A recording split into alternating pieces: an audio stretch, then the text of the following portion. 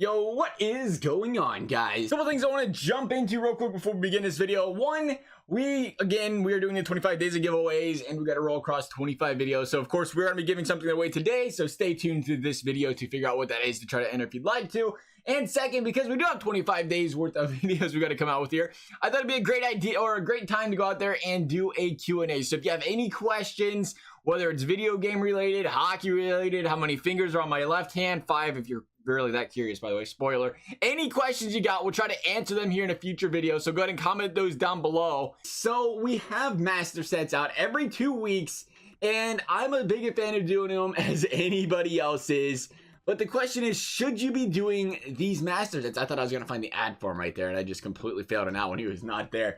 But the question is, should you do these? And I think there's a time and there's a place, but I think we're definitely at that time and place right now where it's not worth doing it unless you want to do, you look at the tradable dynamic one. If you can do the tradable dynamic one, that's called about 620k. That's a great one to do on the day they come out because they still go for 700, 750k. Then you can buy one, flip them for a nice profit if that's the road you want to go down. But of course, you have to buy the gold players for 900, 950 coins and then sell or use the gold collectibles from that and then go out there and sell him if you want to make those coins. But for the most part, the thing we're learning about these, if you look, we'll click on the Carlson and Burns one. They're all the same price.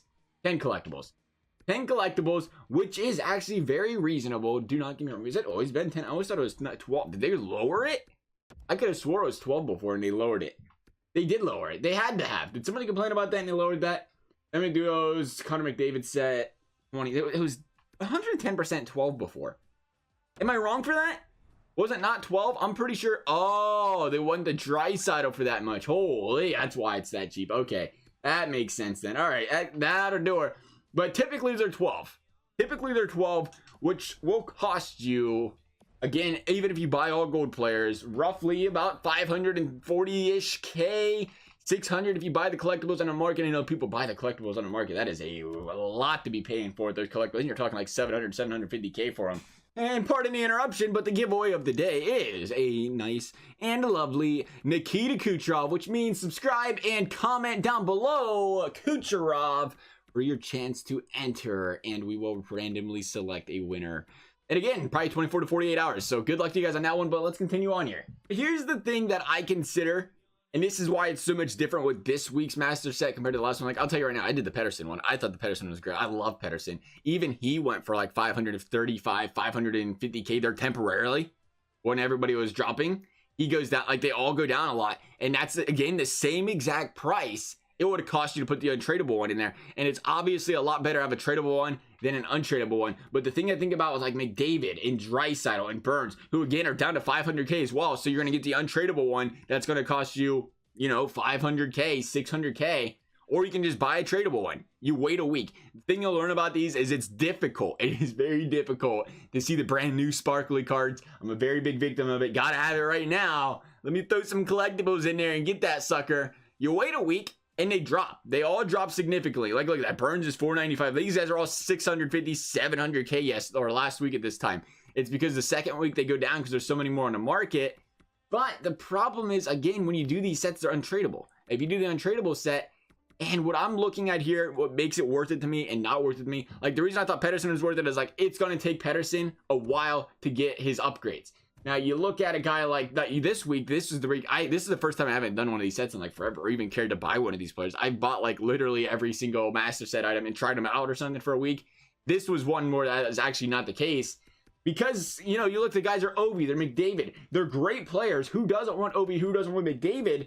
But the problem comes across. I'll do Ovi instead. I like Ovi's example better because I know he's crazy cheap. You look at the Ovechkin. You put up how much he's going for his, his 90, his 91. And this didn't just happen. It's been like this the entire time. 300K. So he is back up to 300K, but that's because people put him in that set.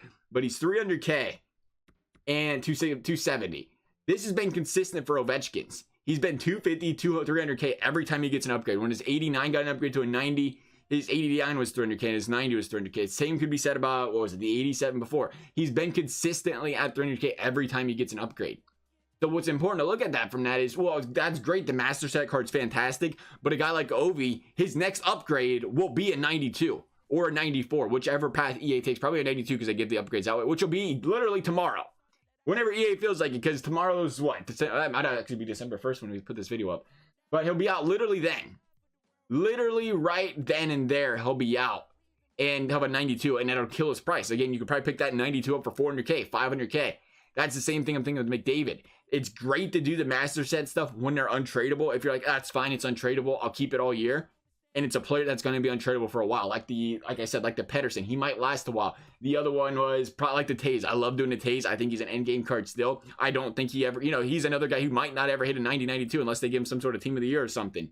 But Ovi, the second you buy this master set item, tomorrow, a week later, is going to have a 92. Which makes that set very, very wasteful when you could have just probably went out and got the 92 for 300, 400K.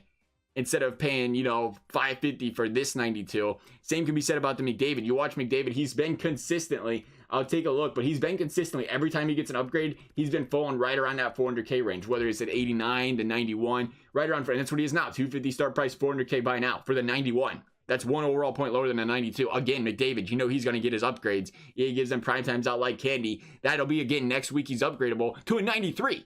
His 93 will be better than this 92, and it's very possible it, again, only goes for 450K because, you look at the McDavid card. The thing with McDavid, the guy already has maxed out speed. There's not a lot more to, he's got to get a better shot, but it's not like you're paying for that speed when everybody has it. So when it comes to these master set items, I do think it's very important that you go out there, and if you're going to make an untradeable player, make sure it's an untradeable player of a player that has months down the road before they're going to get an upgrade. Because that's the thing with this week's. The Backstrom, to me, is probably the only really appealing one. And even Backstrom is probably close to upgrade. I don't know where Backstrom's at. Let's take a look here. But, you look at like the Kaka, the Pedersen. Those guys will take forever to get 90, 92s. And if they do, they'll probably be team of the years, which are, March time. So I think that's a great selection there when you pick those guys. Backstrom. Does Backstrom even have an 88? It doesn't look like it. Oh, you know what he has? He has that 89 that's crazy cheap or crazy hard to get because everybody's trying to complete it, right? I think that's what he has. But that's the reason he's more expensive as well. It does bring an interesting curve, though.